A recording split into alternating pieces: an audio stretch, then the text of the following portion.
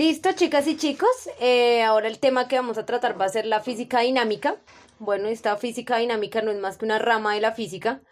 Es específicamente la rama de la física que se encarga de estudiar qué causa el movimiento.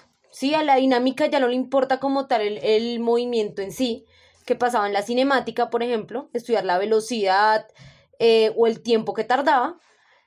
A la física dinámica ya no le interesa eso, sino le interesa específicamente qué está causando ese movimiento. Listo, yo ya sé que las cosas se mueven, que cuando se mueven transcurre un tiempo, que cuando se mueven toman una velocidad, ¿cierto? Que ya sabemos que el movimiento es cuando, o sea, nosotros sabemos que algo se está moviendo porque lo vemos cambiar de posición. Y cuando algo cambia de posición, eso quiere decir que tuvo que utilizar, tiene que tener una velocidad, ¿cierto? Adquiere una velocidad. Eso ya lo sabemos desde la física cinemática.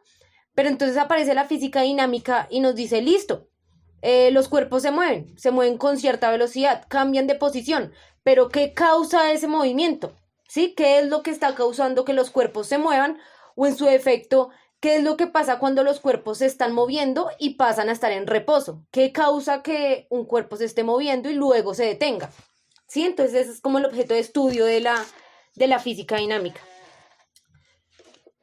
Entonces, entonces vamos a ver un poco acerca de la historia, ¿sí? De la historia de la dinámica, en qué momento cómo se empieza a pensar. Entonces lo que les digo, veníamos de un análisis del movimiento básicamente más simple, ¿sí? Simplemente entender que las cosas se mueven, que cuando se mueven tienen una velocidad.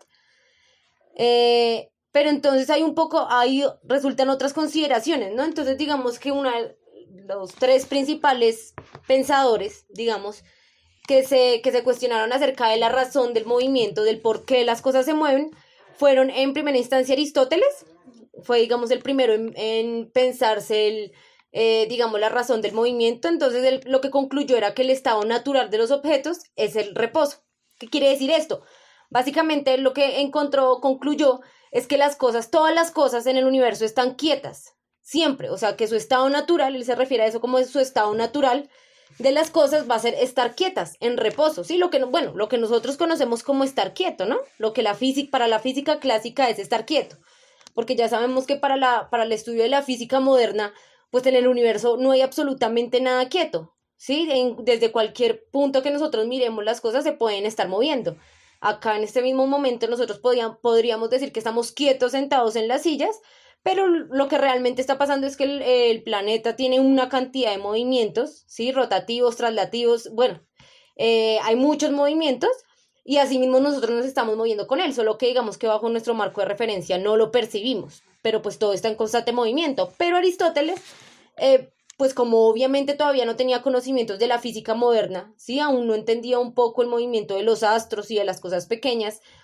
Entonces él pensaba que las cosas naturalmente pues estaban quietas, ¿sí? Era lo que él percibía con sus sentidos, a no ser que aplicáramos una fuerza, ¿sí? A no ser que se le aplicara algo, a no ser que hubiera como una causa externa, el estado natural de los objetos iba a ser siempre estar quieto. Otra persona que, digamos, se plantea un poco el estudio de la dinámica es Galileo Galilei, y a la conclusión que él llega es que básicamente si no existiera un medio material en el planeta Tierra, o sea, por ejemplo, el aire, ¿sí? La atmósfera, o cualquier cosa de rozamiento, los movimientos serían perpetuos.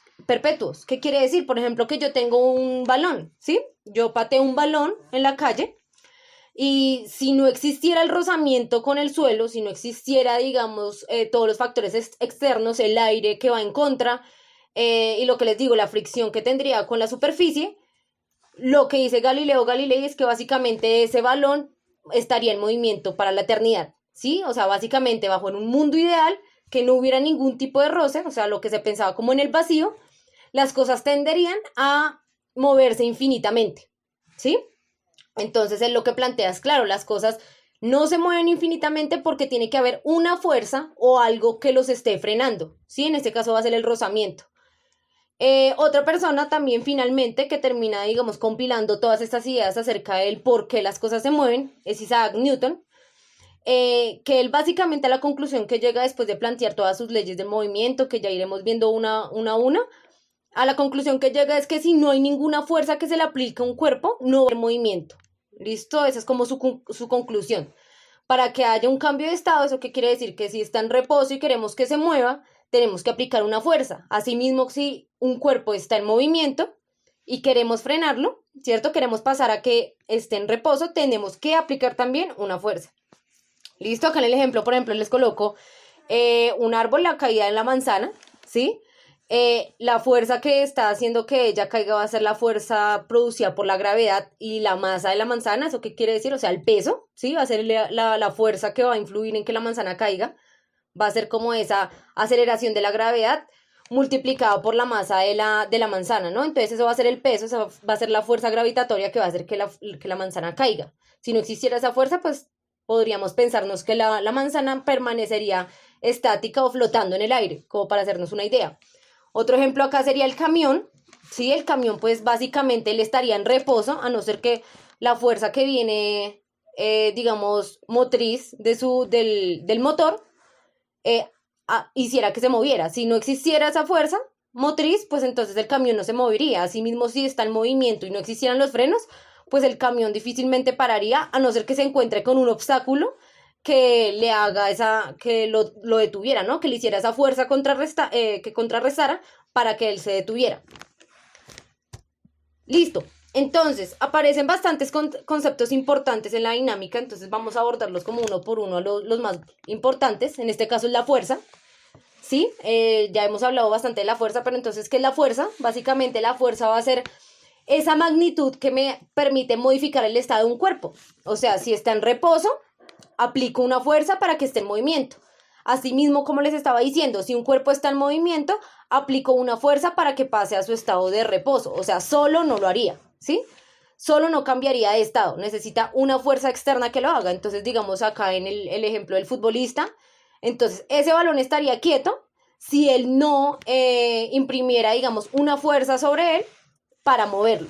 Asimismo, en el caso del arquero, pues el balón va en movimiento y si él no hiciera, digamos, una fuerza para detener el movimiento del balón, pues el balón seguiría entrando en la cancha, ¿no? Entonces, básicamente, la fuerza va a ser esa razón, ese motivo del cambio de estado de un cuerpo. Si está en reposo para pasar a movimiento y si está en movimiento, pasar a reposo. Otro concepto importante para la dinámica es la inercia. ¿Sí? ¿Qué es la inercia? Entonces, básicamente la inercia va a ser la tendencia de un cuerpo a mantener su estado. ¿Qué quiere decir eso? Pues lo que llevamos diciendo desde el principio. Si a un cuerpo no se le aplica ninguna fuerza, él va a tender a mantener su estado. ¿Sí? Las cosas, digamos, si no existe nada que empuje algo, pues va a mantenerse quieto. Si ustedes colocan un vaso encima de la mesa, se va a mantener en su estado de inercia, o sea, en su estado de reposo, a no ser que llegue alguien y lo bote o lo mueva, entonces ahí cambiaría su estado inercial. Entonces, básicamente la inercia es el estado que tiene un cuerpo, el cual solamente va a cambiar si se le aplica una fuerza. ¿Listo? Entonces acá yo les pongo el ejemplo del péndulo de Newton. El péndulo de Newton es básicamente unas esferas que están todas juntas pero no pegadas, o sea, están una al lado de la otra, sostenidas pues digamos, por un brazo, ¿sí?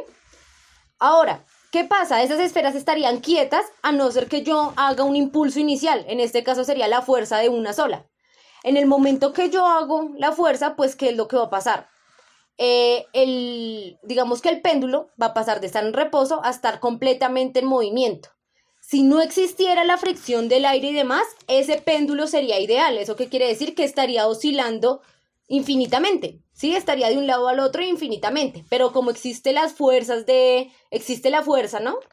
Como existe el rozamiento, como existe el viento y demás fuerzas disipativas, entonces evidentemente el péndulo está destinado a detenerse en algún momento, ¿sí? Entonces digamos que retomamos la idea de Galileo que decía que si no hubiera, digamos, fuerzas disipativas en el exterior, viento y rozamiento, el péndulo o el movimiento sería completamente perpetuo. ¿Listo? Esto se conoce como el péndulo de Newton.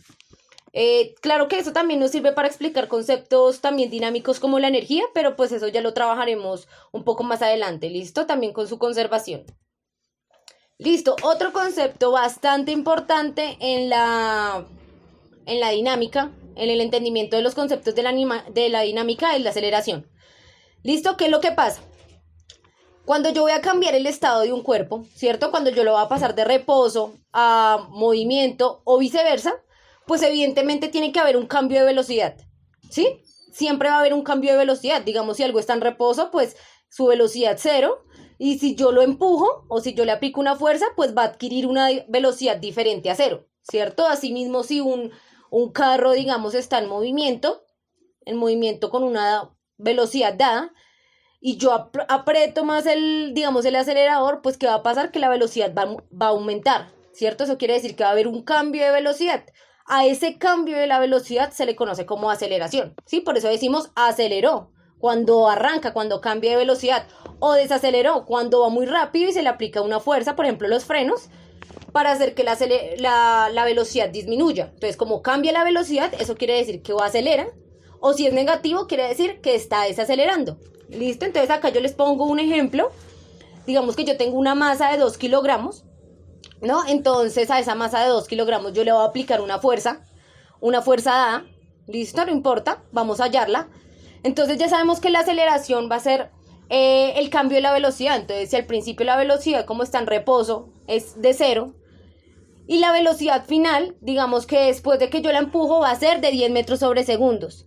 Entonces, como ya sabemos que la aceleración va a ser el cambio de la velocidad, entonces lo que vamos a hacer va a ser restar esas velocidades. Entonces va a ser la velocidad final, que son los 10 metros sobre segundos, menos la inicial, que serían 0.